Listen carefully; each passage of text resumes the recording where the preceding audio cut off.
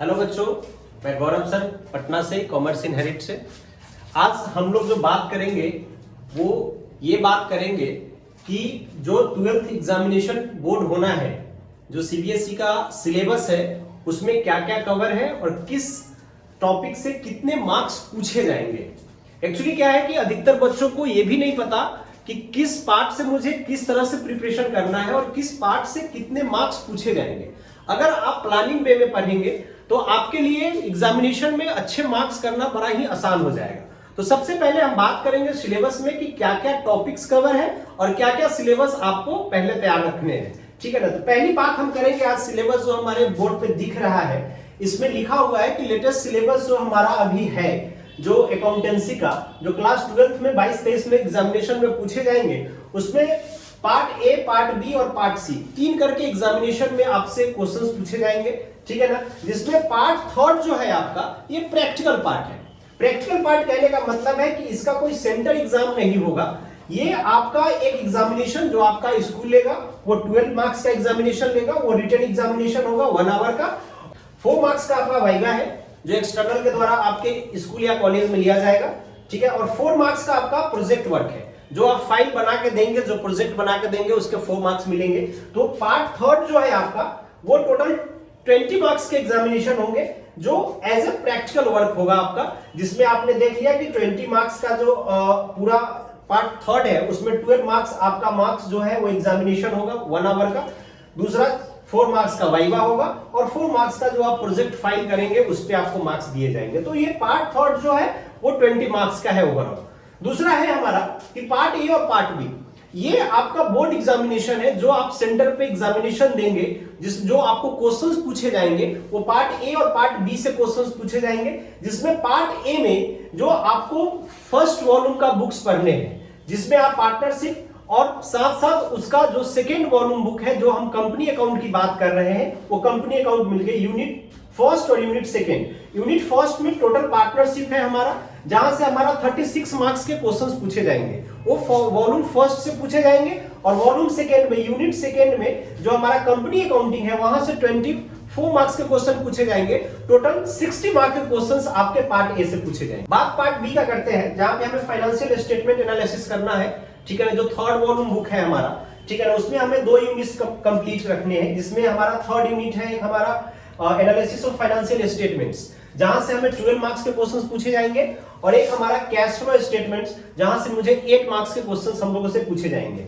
और टोटल मिला के 20 मार्क्स का क्वेश्चन हमारा थर्ड वॉल्यूम होगा, यानी पार्ट बी से क्वेश्चंस पूछे जाएंगे। तो ओवरऑल देखा जाए तो 60 मार्क्स, 20 मार्क्स और प्लस 20 मार्क्स, टोटल मिलके 100 मार्क्स का एग्जामिनेशन आपका होगा। और इसी 100 मार्क्स में से आपसे सिर्फ 80 मार्क्स का सेंटर पे एग्जामिनेशन होगा, जो क्वेश्चंस आपसे पूछे जाएंगे। आपके एग्जामिनेशन जो होंगे 80 मार्क्स के, 80 मार्क्स में आपको अप्रॉक्स 15 to 16 मार्क्स यानी 15 से 16 मार्क्स के ऑब्जेक्टिव बेस्ड क्वेश्चंस होंगे। आपको ध्यान ये रखना है ऑब्जेक्टिव बेस्ड क्वेश्चंस में कि वो जो क्वेश्चंस होंगे वो न्यूमेरिकल बेस्ड क्वेश्चंस होंगे, यानी प्रैक्टिकल बेस्ड क्वेश्चन जो हम कह रहे हैं वो वाला क्वेश्चंस होगा। यानी आपको उस क्वेश्चंस को बनाने के लिए, यानी जो ऑब्जेक्टिव क्वेश्चंस होंगे, चाहे वो फिल इन द ब्लैंक्स हो, चाहे वो एमसीक्यू हो, या फिर किसी और टाइप्स के भी ऑब्जेक्टिव्स हो सकते हैं, उसके लिए आपको प्रैक्टिकल नॉलेज भी होना जरूरी है। क्योंकि जब तक अकाउंटेंसी में आपको प्रैक्टिकल क्वेश्चंस पे पकड़ नहीं होगा, जब तक आप प्रैक्टिकल क्वेश्चंस अच्छे से डील नहीं कर पाएंगे, तब तक आपसे एमसीक्यू क्वेश्चंस या ऑब्जेक्टिव क्वेश्चंस जो आपसे न्यूमेरिकल बेस्ड क्वेश्चन पूछे जाएंगे वो आप नहीं कर पाएंगे। मैक्सिमम आपको सही करने का कोशिश करना है कि अगर 15 to 16 मार्क्स का ऑब्जेक्टिव क्वेश्चंस पूछे जा रहे हैं तो मैक्सिमम कोशिश करना है कि 13-14 क्वेश्चन सही हो जाए। एक आध दो गलत होगा तो ठीक है, कोई दिक्कत नहीं है, लेकिन मैक्सिमम सही होना चाहिए। और उसके लिए आपको प्रैक्टिकल क्वेश्चंस पे पकड़ होना चाहिए। जब तक प्रैक्टिकल क्वेश्चंस नहीं पकड़ होगा तब तक आप एमसीक्यू क्वेश्चंस या फिर ऑब्जेक्टिव क्वेश्चंस आप नहीं कर पाएंगे, वो रॉन्ग हो जाएगा। तो एक चीज और हम आपको बता दें कि आपको जो ये क्वेश्चंस प्रैक्टिस करना है, ये ऑब्जेक्टिव क्वेश्चंस कैसा पूछेगा, हम कहां से प्रैक्टिस करें, हमारे बुक्स में उतने सारे क्वेश्चंस नहीं है। तो उसके लिए मार्केट में आपको मॉडल सेट, जिसको हम लोग सैंपल पेपर कह रहे हैं, वो अवेलेबल है। देखिए हम किसी का प्रमोशन तो नहीं कर रहे हैं, लेकिन हम लोग जो क्लास में जनरली बच्चों को सॉल्व कराते हैं उसमें दो तरह के सैंपल पेपर हम लोग यूज कर रहे हैं, जिसमें एक पहला सैंपल पेपर है हमारा, ये हमारा है जो पब्लिकेशन है वो रचना सागर प्राइवेट लिमिटेड का है, ठीक है ना। इस तरह का हमारा ये फेस है, इसका देख लीजिए, ठीक है ना। ये जनरल इकोनॉमिक्स का है, अभी अकाउंट्स का यहाँ पे नहीं, कोई बच्चा लेके चला गया है, ठीक है ना। तो आपको इससे आपको बहुत हेल्प मिलेगा एमसीक्यू बनाने में, क्योंकि इसमें बहुत सारे एमसीक्यू है। दूसरा, इसमें 15+1 यानी 16 सेट्स दिए हुए हैं, जिसमें से 15 सेट्स में कुछ और भी अलग अलग टाइप्स के सेट्स है। जैसे देख लो, आपको बड़ा अच्छा इसमें किया हुआ है, 1 मिनट में आपको शो करके दिखा रहा हूं। इसमें देखिए कितना अच्छा तरीके से आपको सेट्स दिया हुआ है। इसमें टोटल 16 सेट यानी 16 सेट्स दिए हुए हैं, जिसमें से 15 सेट्स में 3 सेट्स इजी दिया हुआ है जो फर्स्ट अटेम्प्ट में आपको बनाना है। दूसरा, आपको 3 एवरेज सेट दिया हुआ है जो उसके बाद सॉल्व करने हैं, ये थोड़ा सा इससे थोड़ा सा डिफिकल्ट आपको दिखेगा।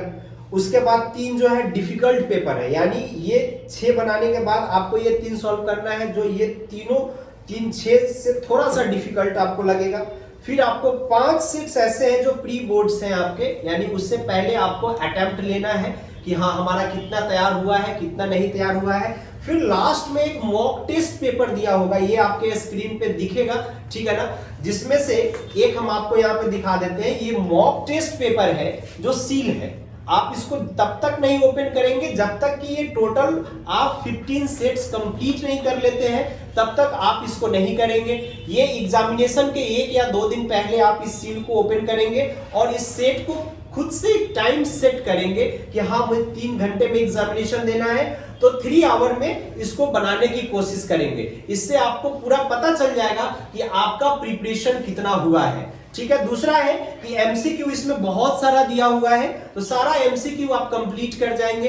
ये सारे सैंपल पेपर में आपको देखने को मिलेगा, चाहे आप इकोनॉमिक्स का ले लो, चाहे आप बीएसटी का ले लो, चाहे आप अकाउंटेंसी का ले लो। हम लोग बात अकाउंटेंसी का कर रहे थे, तो ये सैंपल पेपर है हमारा किसका, रचना सागर का। दूसरा जो सैंपल पेपर हम लोग एक यूज कर रहे हैं क्लास में बच्चों के साथ, वो ओसवाल का। ये सबको पता होगा कि ओसवाल का जनरली बहुत ज्यादा मार्केट में बिकता है और बच्चे ज्यादा इसी को लेते हैं, टीचर भी इसी को प्रीफर करते हैं। लेकिन आप इससे भी कर सकते हैं और रचना सागर से भी कर सकते हैं, दोनों अच्छी सैंपल पेपर है, ठीक है ना। इसमें भी आपको जो सेट्स दिए हुए हैं लगभग 15-16 सेट्स दिए हुए हैं, जिसमें आपको कुछ पेपर जो है इसमें सॉल्व किया हुआ है, कुछ जो है आपके अनसॉल्व्ड है, यानी जो आपको सॉल्व करके नहीं दिया होगा, आपको खुद से सॉल्व करना है। और इसमें भी बहुत सारे एमसीक्यू है, तो सारे सैंपल पेपर के अगर एमसीक्यू आप 100% कर रहे हो या ऑब्जेक्टिव क्वेश्चन 100% बना रहे हो, तो इतना आप श्योर रहो कि आपके एग्जामिनेशन में जो है एक भी ऑब्जेक्टिव क्वेश्चन नहीं छूटेंगे, एमसीक्यू नहीं छूटेंगे। बट ध्यान इस बात का रखना है आपको कि क्वेश्चंस एमसीक्यू या ऑब्जेक्टिव्स बनाने के लिए आपको हर हाल में आपको प्रैक्टिकल नॉलेज होना चाहिए। जब तक आपका प्रैक्टिकल नॉलेज नहीं होगा तब तक आपसे एमसीक्यू और ऑब्जेक्टिव क्वेश्चंस नहीं बनेंगे, क्योंकि सीबीएसई में जो क्वेश्चंस पूछे जाते हैं ऑब्जेक्टिव और एमसीक्यू, वो न्यूमेरिकल बेस्ड क्वेश्चंस होते हैं, प्रैक्टिकल बेस्ड क्वेश्चन होते हैं। अब जो बात हम लोग करेंगे क्लास के बारे में, तो क्लास आज से हम लोग स्टार्ट किए हैं, जिसमें हम आपको सबसे पहले आज सिलेबस के बारे में बता दिए।